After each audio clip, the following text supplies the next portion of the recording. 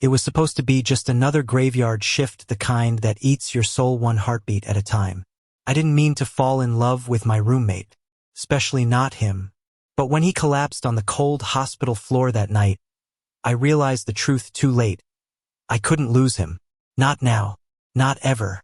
I'm Noah Carter, 26, a nurse who's been running on caffeine, grief, and guilt for 3 years straight. My roommate, Ethan Reyes, is the kind of man the world silently watches, too smart for his own good, too kind to survive this job unscarred.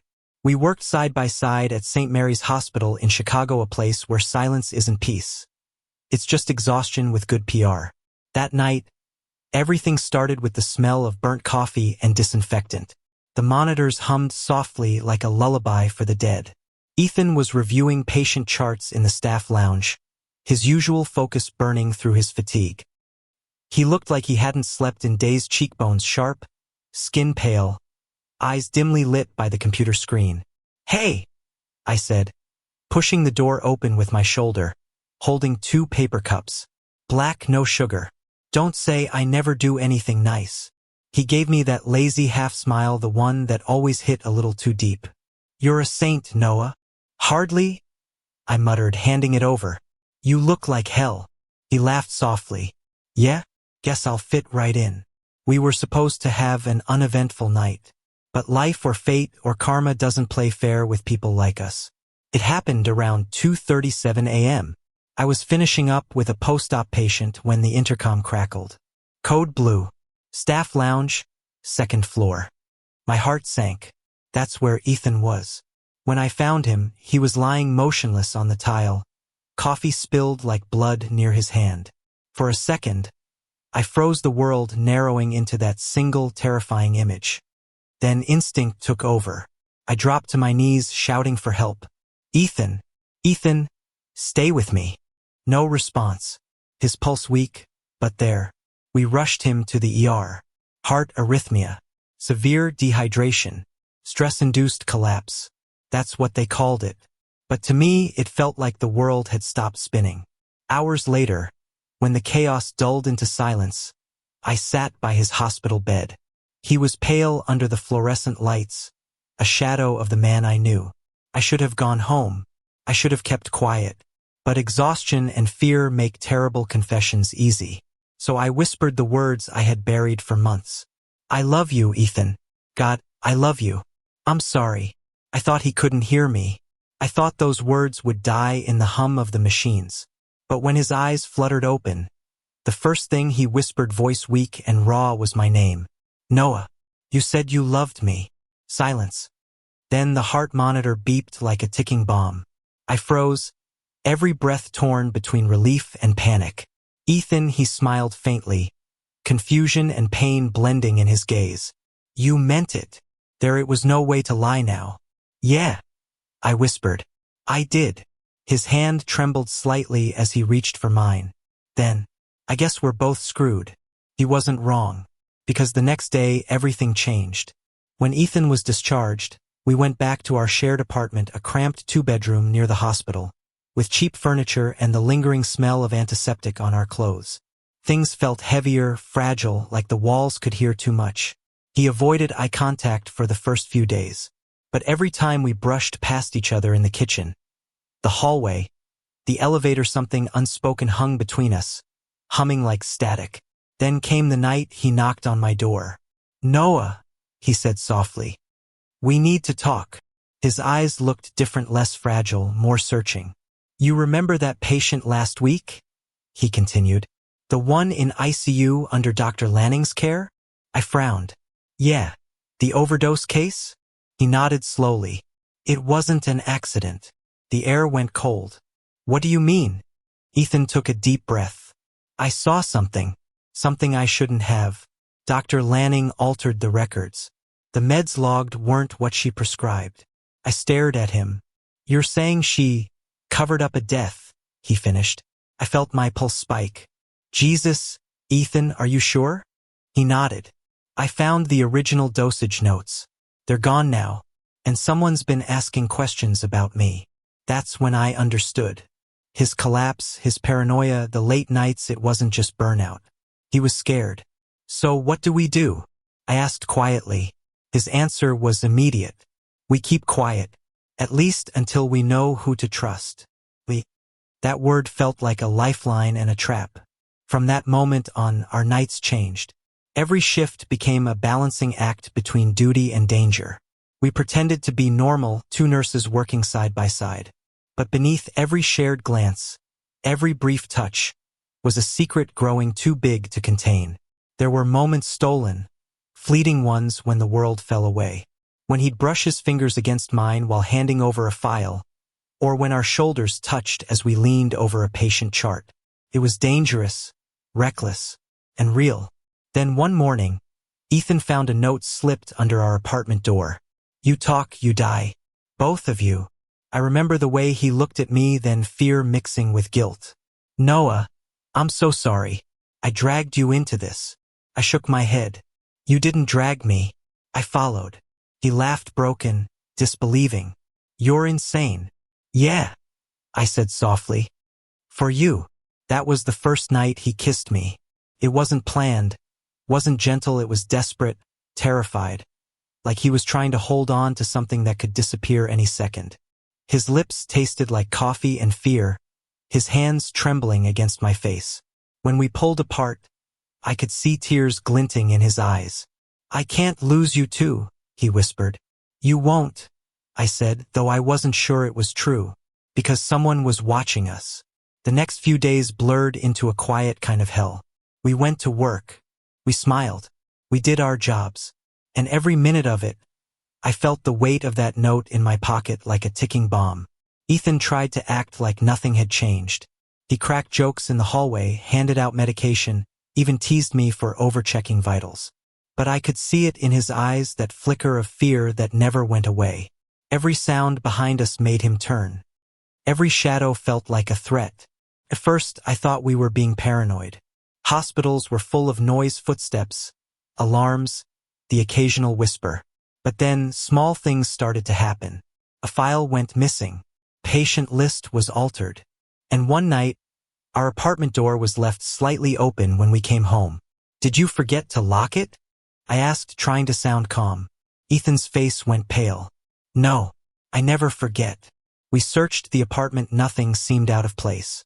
But something about the air felt wrong, like the room itself was holding its breath. He looked at me, jaw tight. "We need to go to the police." "And tell them what?" "That we think someone might be threatening us because you found altered patient records." "It's the truth," he said sharply. "Yeah, but truth doesn't always win," I shot back. "Especially when it's one nurse's word against a senior doctor's." He ran a hand through his hair, shaking his head. "So what, we just wait until they come for us?" I stepped closer, lowering my voice. "No, we find proof. Solid proof. Something they can't erase." He stared at me for a moment, eyes tired, uncertain, then nodded. "Together. Always." That word seemed to pull us closer, even when the world was falling apart. The hospital at night had its own heartbeat, a rhythm of whispered prayers, muffled cries, and the soft hum of machines keeping time for those who refused to die. Ethan and I knew every inch of it, every hallway, every flickering light. We started digging quietly after hours, reviewing digital logs, old case files, medication orders. The deeper we went, the more inconsistencies we found. Dozens of patients under Dr. Lanning's supervision, overdoses, unexplained reactions, altered records. It wasn't just one mistake. It was a pattern. "She's been covering this up for months?" Ethan whispered, scrolling through the data. His fingers trembled. "God, Noah, how many people has she?" "Don't say it." I cut him off. My chest was tight. "We don't know for sure." He looked up at me, eyes glassy under the screen's glow. "Yes, we do." That night, I saw something in him break the part that still believed the system could protect the good ones. The next morning, the hospital felt different, colder, like it knew. Ethan got called into Dr. Lanning's office. I waited outside, pacing the corridor. 10 minutes, 20, 30. When he finally walked out, his face was pale as death. "What happened?" I demanded. "She knows," he said quietly. My blood ran cold. What do you mean she knows? She mentioned the patient file. The one I found. She said if I value my license, I'll stop playing detective. He swallowed hard. She smiled when she said it. Jesus Christ, I muttered. Ethan, I'm fine, he lied. Let's just finish our shift. But that night he didn't sleep. Neither did I. At around 3 a.m., I found him on the balcony, sitting in the cold with a cigarette burning between his fingers. He didn't even smoke, not really. You okay? I asked softly. He gave a hollow laugh. Define okay. I sat down next to him. For a long time we didn't speak. The city stretched out below us, neon veins pulsing in the dark. Finally, he whispered, You ever feel like you're drowning in a place that's supposed to save people? Every day, I said. He looked at me then. Really looked like he was trying to memorize my face. I don't regret hearing what you said that night, he murmured. My chest tightened. Ethan, I heard everything, Noah, and I feel the same. Before I could speak, he leaned in slow, hesitant, and kissed me again. Softer this time, like he was afraid the world might end if he pressed too hard. And maybe, in some way, it already had. We were still tangled in that fragile silence when his phone buzzed. Unknown number. One message. Stop digging or you'll end up like him. There was an image attached. A body bag. The timestamp from inside our hospital. Ethan's hand went numb. Oh my God. Who is it? He stared at the screen. That's the patient, the overdose case. I grabbed his shoulder. Ethan, listen to me. We need to leave. Tonight. He shook his head. If we leave now, they win. I can't just walk away. You're not walking away. You're staying alive. But he was already pulling on his jacket. I have to see for myself. Ethan, damn it, wait. He was gone before I could stop him. I followed him back to the hospital. The night guard barely looked up. We'd both been there for years, and our badges gave us access to almost everything. The ICU was dark except for the glow of machines. Ethan led the way, footsteps echoing softly on the tile. He stopped at the storage room, the one used for temporary containment. When he pushed the door open, the cold hit like a slap. The metallic tang of disinfectant mixed with something heavier final. The bag on the table was labeled with a name I didn't recognize, but Ethan's hands shook as he unzipped it halfway. Inside wasn't the overdose patient. It was someone else. Oh my God, he breathed. That's Marcus. The night tech. Marcus had been on duty last week. The one who helped Ethan with those records. Jesus Christ, I muttered. We have to call the police. The sound of footsteps cut me off. Sharp, fast, coming closer. We froze. Ethan zipped the bag shut and grabbed my hand. This way. We slipped through the emergency stairwell, hearts pounding, as a flashlight beam swept across the hall we'd just left. Whoever it was, they knew we were there. We didn't stop until we were back in the parking lot, gasping for air. Ethan leaned against the car, trembling. They killed him, Noah. Marcus found something, and they killed him. I pressed my hands to my face. We can't stay here. He looked up at me, eyes wild. Then where? My brother's place, I said without thinking. He lives 2 hours out. We can lay low for a while. Ethan hesitated, then nodded. Okay, but I'm not running forever. I know. As we drove into the night, the city lights fading behind us, the silence between us was thick but not empty. It was full of everything we couldn't say. Fear, love, guilt, hope. At one point, Ethan reached over and took my hand. Just held it. No words. For a moment, the danger didn't matter. The world outside didn't matter. It was just us, alive in the same fragile breath. By the time we reached my brother's cabin, dawn had begun bleeding across the horizon. The forest stretched endlessly quiet, still, safe. Ethan stood by the window, watching the sunrise, his shoulders tense. Do you think they'll find us? I moved behind him, resting a hand on his arm. Not here. He turned slightly, eyes meeting mine. You're risking everything for me. I already did, I said softly. The moment I told you the truth. Something in his face broke not in weakness, but in surrender.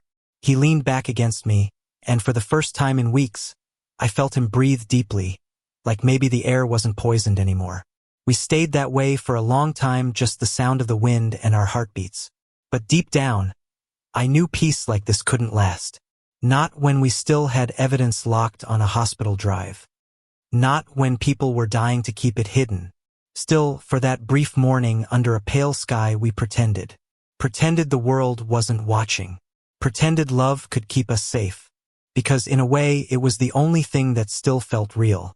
We spent the next few days in that cabin pretending life could pause. Pretending the world wouldn't come for us if we stayed quiet enough. But truth has a way of finding cracks in silence. Ethan woke up before dawn every morning, pacing the wooden floor, his mind racing faster than his pulse. I watched him from the couch, the blanket still tangled around my legs. He looked like a ghost trapped between fear and purpose. "We can't just hide," he said one morning, voice trembling. "If we don't expose her, Marcus died for nothing. And if we do, we could die next," I said quietly. He turned, eyes blazing. "Then at least it means something." He wasn't wrong. But I couldn't stand the thought of losing him, not after everything we'd survived. Ethan sat beside me, his voice softening. "You once said love was the only thing that made this job bearable. You were right. But maybe love isn't just about holding on, Noah. Maybe it's about standing up." That broke something open inside me. I reached out, brushed his hair back, and kissed him slow, steady, filled with the kind of fear that only comes when you realize how much you have to lose. When we pulled apart, I whispered, "Then let's end this. Together." We started planning. The flash drive, the one Ethan had copied from the hospital's internal system before everything went to hell, held more than just patient data. It had timestamps, digital signatures, and an entire chain of cover-ups tied to Dr. Lanning's credentials. If it went public, it wouldn't just destroy her, it would unravel the entire hospital administration. Our only hope was to get it to someone who couldn't be bought. So we reached out to a journalist Ethan trusted, Claire Monroe, a local investigative reporter known for going after corporate corruption. We used a burner phone, set a meeting in a public place, and prayed she wouldn't betray us. The cafe was quiet that night, tucked in the corner of a sleepy town outside Chicago. Rain tapped softly on the windows, and the air smelled like old wood and coffee. Ethan sat opposite me, his hands wrapped around a mug he didn't drink from. Claire arrived right on time, trench coat, messy bun, eyes sharp. "You two look like men who haven't slept in a week," she said as she sat down. "Try 3, I replied. Ethan slid the flash drive across the table. "Everything's in there. Names, records, dosages, timestamps." She glanced at it, then at us. "You realize once I open this, there's no going back?" Ethan's voice was steady. "We crossed that line weeks ago." Claire studied us for a moment, then nodded. "I'll need to verify everything. If this is real, it's going to explode." "That's the idea," I said. She stood, tucking the drive into her coat. "I'll be in touch." Watching her leave felt like exhaling after holding your breath too long. For a moment, hope flickered, fragile, impossible, but real. Then Ethan's phone buzzed. A text. "You shouldn't have done that." No name, no number, just those 5 words. My stomach dropped. "They know." Ethan's face went pale. "How?" The lights in the cafe flickered once. Then again. A black SUV rolled past the window, slow, deliberate. "Move," I said, grabbing his hand. We ran out the back, rain pouring down in sheets.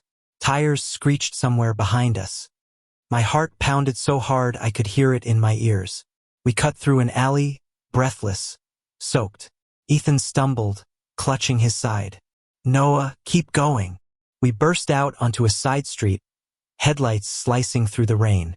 The SUV turned the corner fast, closing in. "Come on," I shouted, dragging him toward the underpass. The sound of an engine roared closer, then a horn blared. A truck veered past, blocking the SUV's path for just a second, long enough for us to disappear into the shadows. We hid beneath the bridge, lungs burning, hearts wild. Ethan leaned against the wall, shaking. They're not going to stop. I know, I said. But neither are we. The next day, Claire called. Her voice was tight but calm. You weren't paranoid. I checked everything. It's real, all of it. I'm taking it to the federal investigators tonight. But you need to be careful. Someone tried to access my laptop remotely after I opened the files. Can they trace it? Ethan asked. Already did, she said. IP address from St. Mary's Hospital. Ethan closed his eyes. God, they're desperate. You both did the right thing, Claire added. Whatever happens next, stay alive long enough to see it matter. Then she hung up. That night we barely slept. The air in the cabin felt too still, too aware. I sat by the door with a baseball bat in my hand, because somehow that felt less helpless than doing nothing. Ethan sat beside me, silent. You think she'll actually publish it? He asked quietly. She's risking her career to do it, I said. Yeah, I think she will. He nodded slowly. Then maybe we can finally stop running. He leaned his head on my shoulder. I could feel his heartbeat fast, uneven. Thank you, he whispered. For what? For loving me even when it's dangerous. I smiled faintly. It's always been dangerous. He laughed softly. You're not wrong. We fell asleep like that side by side, the storm outside fading into the rhythm of our breathing. When morning came, the world was different. Claire's report went live at 6:30 a.m. By 7 o'clock, St. Mary's was trending nationwide. By 8:15, Dr. Lanning was escorted out in handcuffs. The hospital tried to contain the fallout, but it was too late. The evidence was irrefutable. Investigations spread like wildfire, cover-ups, false reports, manipulated deaths. The media called it the St. Mary's scandal. Ethan and I watched the news from the cabin, silent. She did it, he said softly. Yeah. He turned toward me, eyes glassy with relief. We actually made it. I nodded, though part of me still couldn't believe it.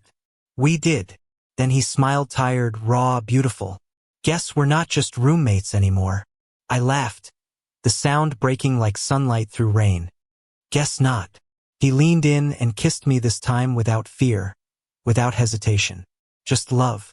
Pure and reckless and real. When we finally pulled apart, he whispered, "What now?" I shrugged. We heal. We start over. Maybe move somewhere quiet. A place that doesn't smell like antiseptic and lies. Ethan smiled. A place where nobody knows us? Exactly. He rested his forehead against mine. Then let's disappear. We left that night, driving until the city lights faded and the horizon turned gold again. No destination, no plan, just freedom, fragile and fleeting, but ours. For weeks, the world chased the story we left behind. Lawsuits, headlines, investigations. But none of it mattered. We'd done what we had to do. We'd survived it. Sometimes, in the quiet of some nameless town, Ethan still woke up in a cold sweat. Sometimes I still checked over my shoulder when I heard footsteps behind us. But most nights we just lay there, breathing the same air, holding on to something the world had tried to break. Love didn't save us. We saved each other. And maybe that's enough. One evening, months later, I came home to find him sitting on the porch, a letter in his hand. It's from the board, he said, handing it to me. The envelope bore the hospital's seal. I hesitated, then tore it open. Dear Mr. Reyes and Mr. Carter, following recent investigations, your suspension has been lifted. We commend your courage in exposing malpractice that endangered patient safety.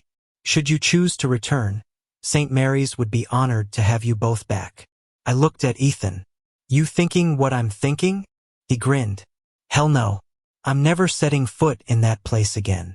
Good, I said, laughing, because I already burned my scrubs. He chuckled, leaning back in his chair. You know, for two guys who almost got killed by hospital politics, we turned out all right. Yeah, I said. We did. He tilted his head. So what's next, Mr. Carter? I smiled. Maybe something simple. Clinic by the beach. Small town. Fewer secrets. He raised an eyebrow. And more sunshine? Exactly. Ethan stood, stepping closer, his voice soft. As long as it's with you. I met his gaze, that familiar warmth flickering there, the same one that saved me 100 times before. Always, I whispered. He kissed me again, and for once, there was no fear left in it. Only peace. Weeks later, when the ocean finally came into view, blue and endless under the American sky, Ethan laughed for the first time in forever. I watched him run toward the water, arms wide, free. I thought about the night he collapsed, the night I confessed, the nights we hid, fought, loved, and survived. Every second had led us here to this quiet morning, this fragile joy. And for the first time, I wasn't afraid of what came next. Because love, when it's real, doesn't need to be perfect. It just needs to be brave. And God, we were brave. Thank you for listening. If you find it interesting, please like and subscribe to follow the next stories.